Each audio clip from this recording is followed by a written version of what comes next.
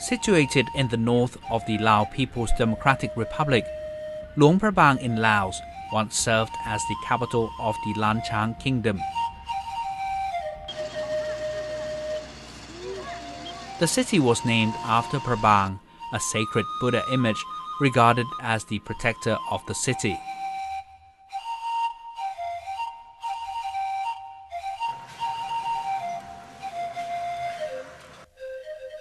As an old capital where Buddhism has flourished for a long time, Luang Prabang has more than 40 old temples. One of major religious structures is Wat Chieng Thong, recognized as the center of magnificent traditional Lao architecture. Wat Mai Suvarnapum Maham was constructed in the early 19th century and used to serve as the residence of the Lao Supreme Patriarch. Wat Vichun, the oldest temple in Laos, was built in 1515.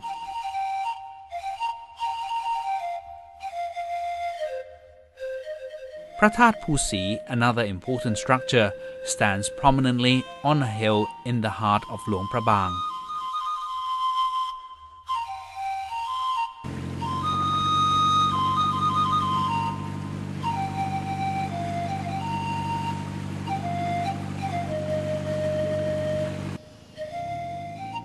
About 30 kilometers north of Luang Prabang, on the east bank of the Mekong River, is Tham Ting Cave. More than 2,500 old Buddha statues created in the 18th and 19th centuries are enshrined here. This reflects the strong faith in Buddhism among the people in this peaceful land.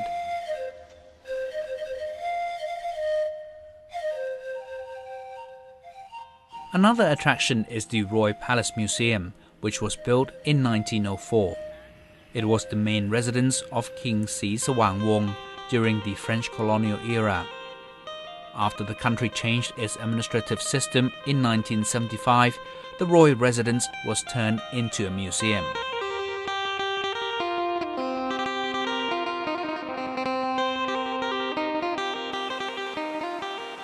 On the bank of the Khan River, not so far from Luang Prabang to the north, is the place where the body of a Frenchman, Alexandre Henri Mouot, was buried. He died in this area after traveling widely from Siam to Laos for his exploration work in 1861. He became famous for discovering Cambodia's lost Angkor Wat.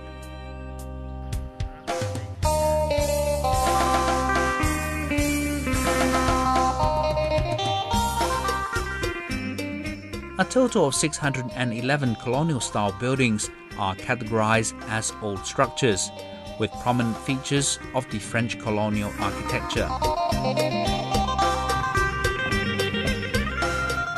With a perfect combination of traditional architecture and the colonial French style, it is not surprising that Luang Prabang was listed as a UNESCO World Heritage Site in December 1995.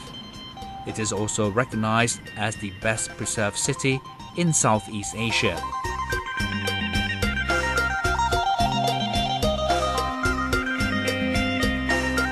The city of Luang Prabang is located at the confluence of Nam Khan or Khan River and the Mekong River amidst natural beauty. Local residents live a simple and peaceful life by depending on and respecting for nature.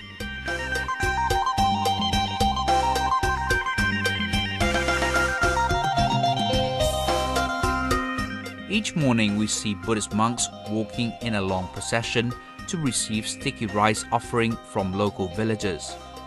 This reflects the traditional way of life closely related to Buddhism. The locals have continued to practice this tradition of giving alms for hundreds of years. The ceremony has been well preserved, and it has also become one of the main cultural attractions in Luang Prabang.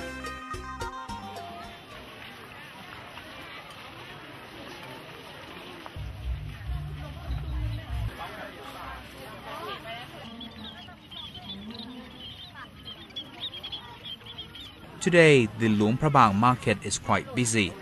Local villagers are coming out for shopping. They buy items for merit making since Songkran Festival, the traditional New Year, is approaching.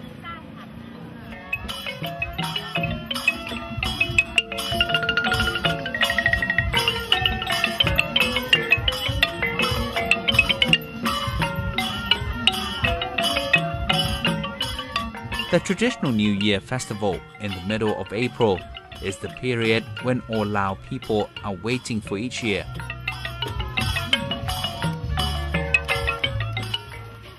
It is celebrated across the country. This period is special in Luang Prabang. The festival attracts a great number of both local and international visitors.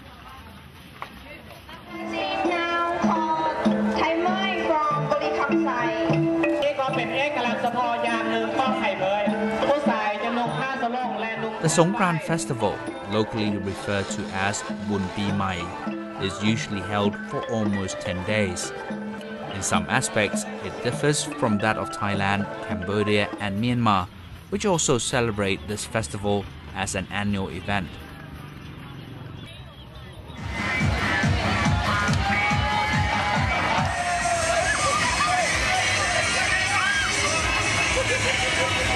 Throughout the period of Songkran, the city of Luang Prabang is full of joy and colors.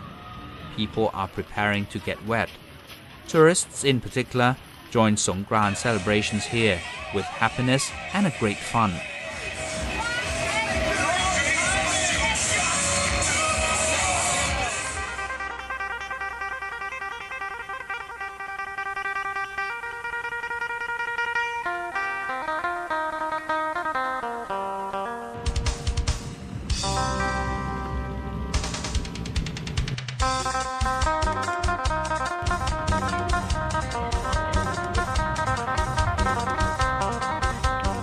On an island in the Mekong River, Luang Prabang villagers get together in order to heap up sand into mounds.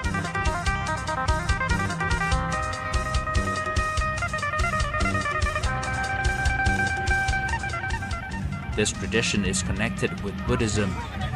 It is meant to worship the Buddha.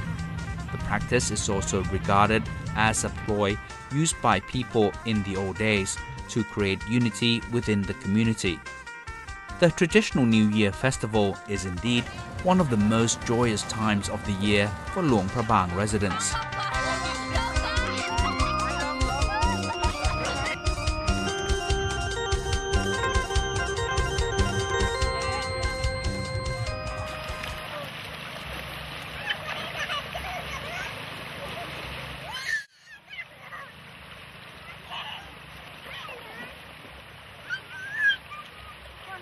At the end of the year, another important tradition is the floating of Krathong or Loi Krathong. Krathong is a small vessel made of banana leaves. It contains offerings, including pieces of hair and nails of Songkran celebrants. Before floating it, people usually make a wish for their sufferings and misfortunes to be carried away with water. At Wat Aham, a rite to worship Puyer Yayer puppets of Lao ancestors has started.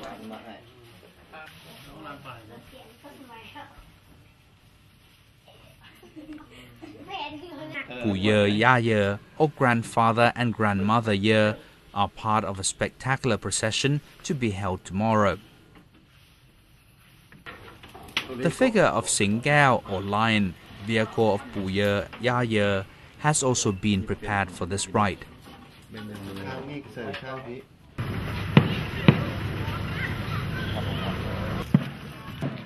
Today, Puyer Yayer performed the duty of bringing sacred water from the Khan River to be kept for use for pouring over the Buddha image of the city tomorrow.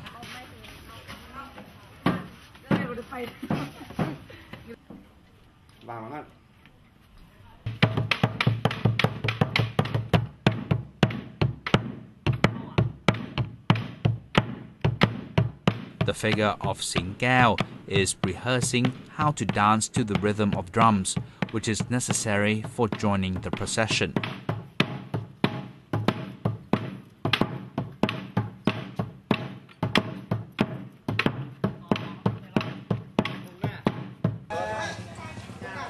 This child has collected pieces of Sing Gao's hair. This is considered a gift from this sacred animal. It is believed to bring good fortunes to her.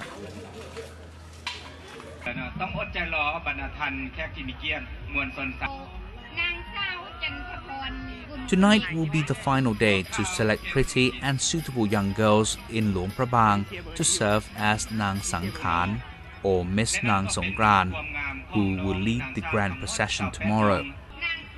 The selection of Nang Sangkhan is not based only on her beauty. Nang Sangkhan must have a good manner, with qualities a Lao lady should have.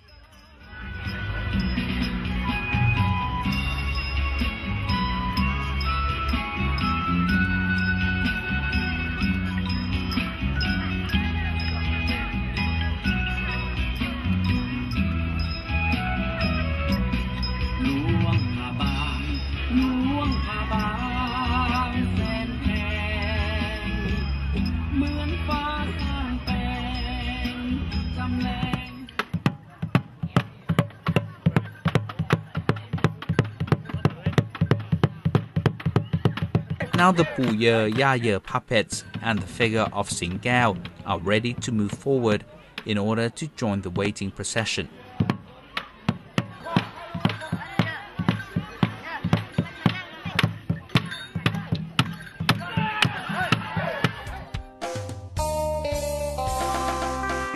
The procession is moving slowly along the middle of the road toward Wat Ching Thong, which is the destination of the ceremony. It consists of a group of monks,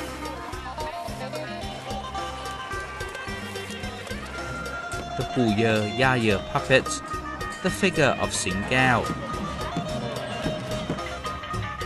and Nang Sangkhan,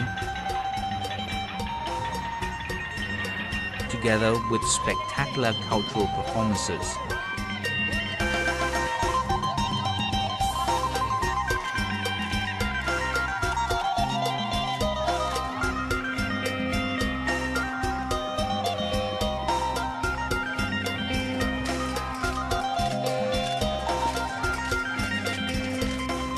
Along the two sides of the road, local villagers are coming out to pour water over the monks in the procession. This reflects their strong faith in Buddhism. And the procession ends at Wat Ching Thong, one of major temples in Luang Prabang. Later, other Buddhist rites will be held as the next step.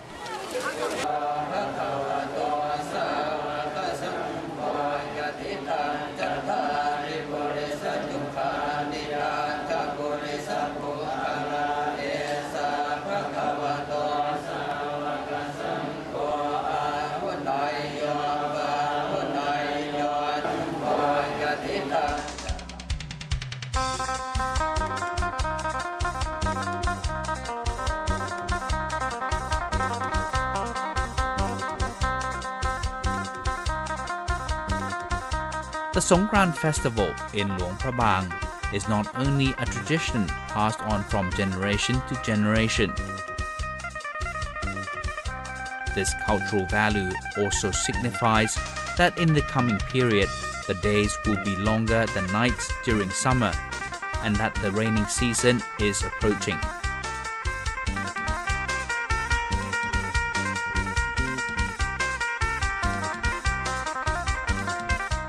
The rains mark the beginning of the harvesting season.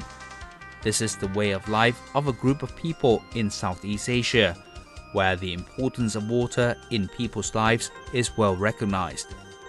Local people here have lived in harmony with mutual understanding for centuries.